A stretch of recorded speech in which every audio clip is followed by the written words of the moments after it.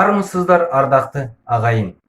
Несколько лет назад на левом берегу Иртыша в Усть-Каменогорске была построена красивейшая мечеть, ставшая по величине третьей в Казахстане.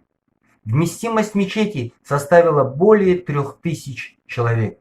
Построена была мечеть на личные пожертвования жителей Восточно-Казахстанской области, добровольные отчисления местных предприятий, а также на спонсорские средства из Арабских Эмиратов. В 2019 году в этой мечети в первый день священного Курбан-айта был открыт музей исламской культуры, где наглядно показана история возникновения и развития ислама в Казахстане от эпохи тенгрианства до наших дней. Этой мечети по распоряжению руководителей Духовного управления мусульман Казахстана было предоставлено имя выдающегося ученого-тюрколога Халифы Алтая. Открытие такой мечети и открытие на его базе Музея исламской культуры стало своеобразным посмертным посвящением великому халифе Алтаю. Но вот знаем ли мы все с вами, кто такой халифа Алтай и какое он имеет отношение к казахскому народу и нашей стране? Именно об этом пойдет моя сегодняшняя видеолекция. Халифа Алтай Гақыбұлы родился в 1917 году в округе Шингіль в Восточном Туркестане, который находился под влиянием и управлением Китая. Род Жантекей, племени Керей, которому принадлежал халифа Алтай, издавна населял живописные и плодородные земли вдоль одного из самых красивых озер региона Жарынты. Отец халифы Ғақып Қаракелеңұлы был известным на всю Синьцзянь торговцем и одновременно пользовался немалым авторитетом как религиозный деятель. Вначале, обучившись грамоте у своего отца дома, позже халифа Алтай поступает на учебу к прославленным на весь Восточный Туркестан мусульманским ученым Ахмед Кали Устазу и Мағауия Молла, где продолжает получение знаний не только по исламу и арабской графике, но и начинает знакомиться с восточной классической литературой. С юных лет халифа Алтай показывает себя прирожденным лидером и организатором, но особенно окружающие ценили в нем врожденное чувство справедливости. И молодой халифа Алтай, который активно выступает горячим защитником интересов казахского народа, в 16 лет заслуживший духовное звание аульного муллы, начинает подвергаться вскоре разным гонениям со стороны китайских властей, которым не нравилось стремление молодого юноши распространять вокруг себя ислам и заниматься просвещением казахского народа. И когда в 1933 году несколько тысяч казахов, преследуемые китайскими властями, решают переселиться из Синьцзяня в соседнюю китайскую провинцию Цинхай, с ними уходит и молодой халифа Алтай. Однако правитель Цинхая генерал Мабуфан, дунганин по национальности и мусульманин, хотел использовать переселившихся к нему казахов в качестве пушечного мяса в борьбе с войсками Мао Цзэдуна. А когда казахи не согласились, то подвергнул их кровавой расправе. О масштабах этой резни казахов говорит уже то, что из 20 тысяч казахов, которые переселились в Цинхай, всего 135 человек, в числе которых был и юный халифа Алтай, смогли выжить и убежать в соседнюю провинцию Барколь, где присоединились к местным казахам. Но вскоре и здесь начинается преследование китайскими властями казахов, и тогда казахские вожди решают переселиться из Китая. Выбор стоял между двумя вариантами – уйти в СССР или же подняться в труднодоступные места Гималая. Выбор пал на Гималай, так как мудрые казахские батыры прекрасно понимали, что если даже им удастся перейти на территорию Советского Союза, они затем быстро будут возвращены Китаю, где их будет ожидать только жестокая казнь. Ведь между Китаем и Советским Союзом существовало очень тесное сотрудничество. В конце 1940 года многочисленная группа из 18 тысяч казахов, среди которых был и халиф Алтай, уходит в Тибет. На Тибете в течение года казахам приходится отражать постоянные набеги местных племен, подстрекаемых китайским правительством. В итоге в этих боях и жестоких столкновениях погибает более 13 тысяч казахов. Осознав, что и на Тибете им не выжить, казахи решают двигаться дальше и вскоре, перейдя Гималаи, к 1941 году оказываются в индийской провинции Кашмир. Но и тут прибывшие казахи столкнулись со множеством проблем. Они были размещены в специально охраняемом палаточном городке. В непривычных климатических условиях, истощенные длинным переходом, казахи начинают массово погибать от тропических болезней. Погибает от отсутствия корма и уцелевший скот. Не было и естественного прироста, так как из-за тяжелого положения казахские женщины не могли забеременеть. За 10 лет с 1941 по 1951 год на территории Кашмира из 5000 казахов умерло 3000. Оставшиеся 2000 казахов, убедившись в том, что Кашмир не сулит им ничего хорошего, вскоре уходят на территорию соседнего Пакистана. В их числе был и молодой халифа Алтай, который благодаря владению арабским языком и языком урду вскоре начинает работать ответственным секретарем общества казахских переселенцев в городе Пешавар в Пакистане. Но и в Пакистане, где к власти приходят радикальные исламисты, вскоре тоже начинают притеснять казахов. И тогда казахские аксакалы ставят на повестку дня переезд в Турцию, где говорили на понятном тюркском языке и исповедовали традиционный ислам. И одним из тех казахских лидеров, которые начали переговоры с турецкими властями и вскоре организовали переселение оставшихся 1389 казахов из Пакистана и 350 казахов из Кашмира в Турецкую республику, стал халифа Алтай.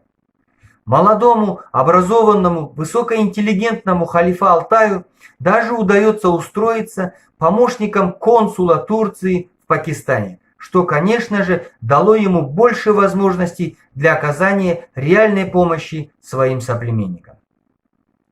Переселение в Турцию также далось нелегко казахам. Казахам приходилось чуть ли не ежеминутно сражаться за жизнь, бороться с тяжелыми болезнями, терпеть унижение и оскорбления. По прибытии в Турцию казахи здесь получают дружественный прием и поистину человеческое отношение. 1952-1954 жылдар аралығында Пәкістаннан 1379, Кашмирден 350 қандасымыз арнайы келісім бойынша Түркияға көшіп келген. Ел үкіметі босқындарды арнайы лагерлерге орналастырып, тегін тамақпен қамтамасыз етті. Көп ұзамай азаматтық беріп, жастарды тоқымашылық, ұсталық, тігіншілік сияқты мамандықтарға үйретіп, түрікше тіл курстарын ұйымдастырды. В Турции, получив все права и местное гражданство, халифа Алтай занялся творчеством и написал биографические книги под названиями «Мои воспоминания», «Из отцовских земель в Анадолу», «Народ, переселившийся из Алтая», в которых описывал все мучения и лишения во время переселения казахов из Восточного Туркестана в Турцию. Однако вскоре халифа Алтай начинает понимать, что перед казахами в Турции встает новая угроза. Угроза забыть свою историю, родной язык и родную культуру. И тогда халифа Алтай решает посвятить свою жизнь тому, чтобы казахи и на чужой земле смогли сохранить свою самобытность. Именно с этой целью в 1977 году в Стамбуле выходит исследовательский труд под названием «Родословная казахских тюрков». А затем в месте массового проживания казахов в населенном пункте Казахкент по инициативе халифа Алтая была возведена Алтайская казахская мечеть. В 1978 году ставший известным на всю Турцию писателем и историком, общественным деятелем, халифа Алтай по приглашению общественного объединения ОТАН впервые приезжает в Алматы. В ходе данного визита состоялись встречи халифа Алтая со многими представителями казахской интеллигенции. Прошло даже несколько встреч с тогдашним руководителем советского Казахстана Динмухамедом Қонаевым. Халиф атамыз 40 жыл ел басқарған Дінмұхамед Қонаевпен бірнеше мәрте жүздесіп, сұхбаттасады.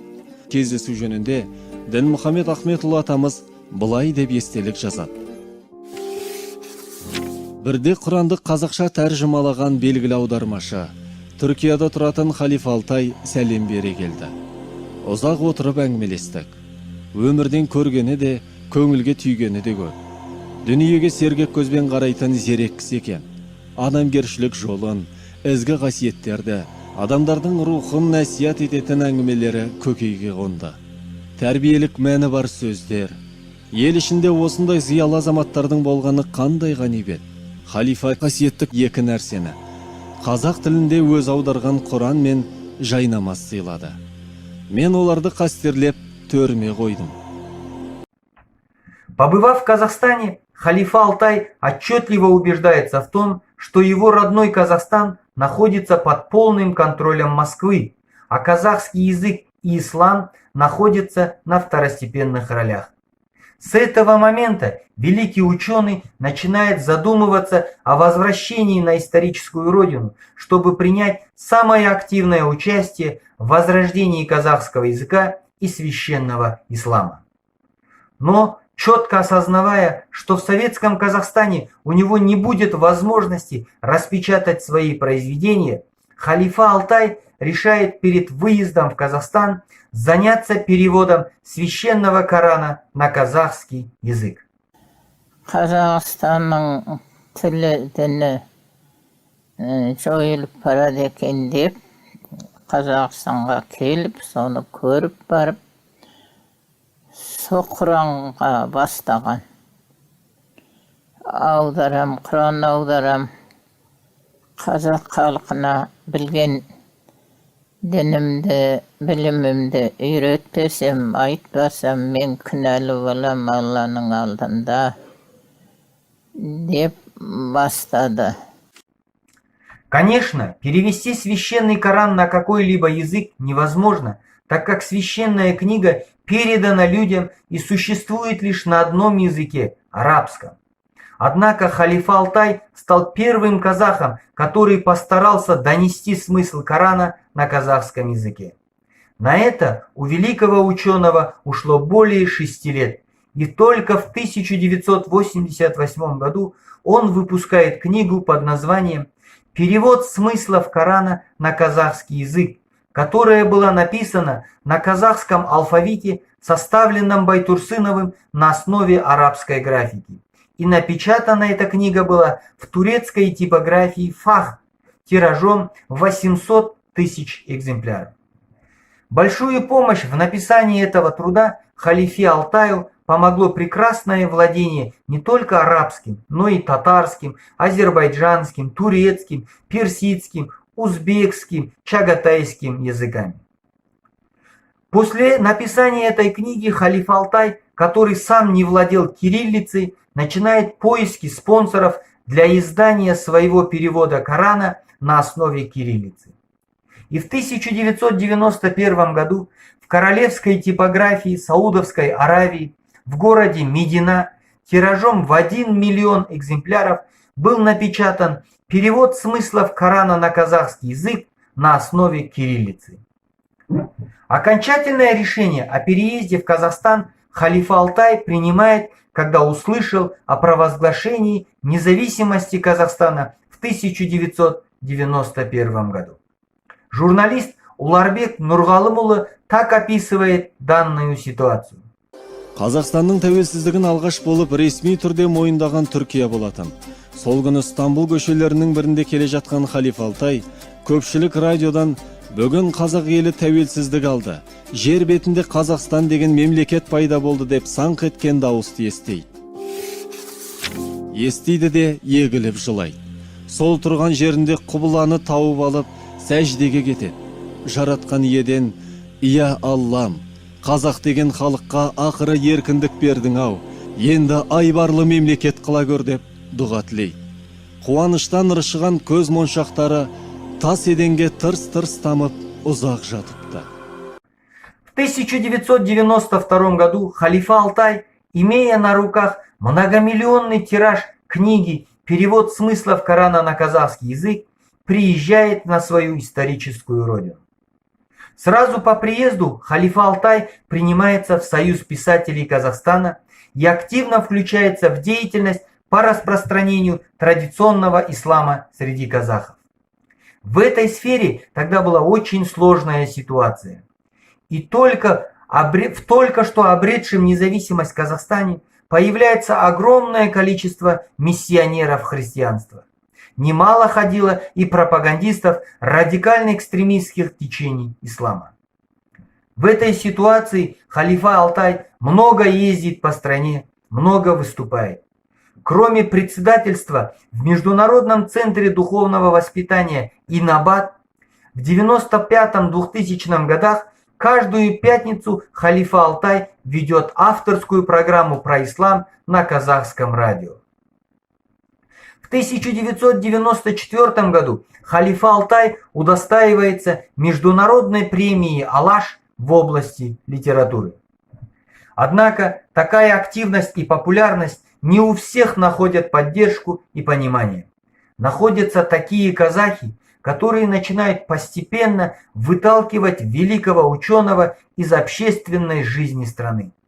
Особенно эта тенденция усиливается после 2001 года, когда халифа Алтай награждается медалью за вклад в развитие национальной культуры. Потеряв возможность выступать по телевидению и радио, вытесненный из исламских духовных центров, халифа Алтай на закате своей жизни после 2001 года занимается исключительно творческими делами в домашних условиях. Но результат его домашней деятельности до того поражает воображение, что другому человеку на это не хватило бы и целой жизни. Именно в это время халифа Алтай написал 11 книг на религиозную тематику, в том числе такие фундаментальные произведения, как «Жизнеописание пророка Мухаммада», «Алфавит Корана и условия веры», «Иман-Шар», «Религиозные установки», «Отборные хадисы».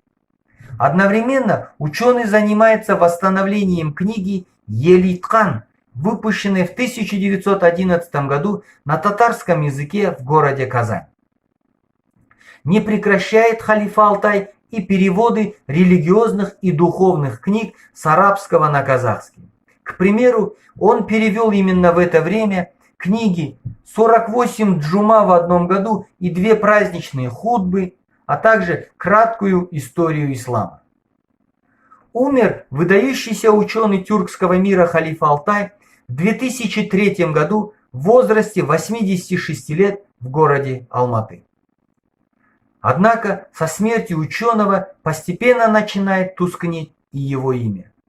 Прославленный ученый, признанный не только в Турции, но и во всем исламском мире и Европе, сейчас мало известен на родной казахской земле.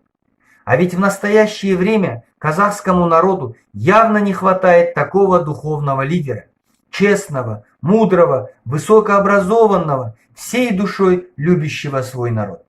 И мне непонятно, почему имя этого великого казаха, который перевел священный Коран на казахский язык, отсутствует в простом учебнике по истории Казахстана.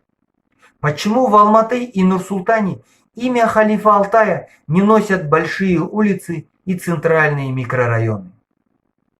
И почему мы сейчас не используем в деле воспитания молодого поколения в духе патриотизма и любви к родине великое наследие халифа Алтая? На эти вопросы я искал и не смог найти ответы. Закончить свой ролик я хочу словами самого халифа Алтая, сказанными на одном из заседаний Всемирного Курултая казахов и которые актуальны до сегодняшнего времени. Біз қайда және қандай жағдайға түссек те, өз ойымызда әрқашан отанымызбен бірге болдық. Қолымыздан келгенше туған ел үшін еңбектендік. Ендігі тәуелсіз Қазақстанның нығаю мен дамуы үшін болашақ ұрпақ жауап береді. Бірақ ол үшін жастардың жадында ұлттық мақтаныш сезімін оятып, халықты біріктіру қажет. Согласитесь, воистину пророческие и актуальнейшие на сегодняшний момент слова. Халифа Алтай сияқты аталарымыздың атын мәңгі есімізде сақтап қалып қана қоймай, сол кісілердің ұлы мұрасын қазақ елі мен Қазақстанның жарқын болашағы үшін пайдаланайық, ағайын.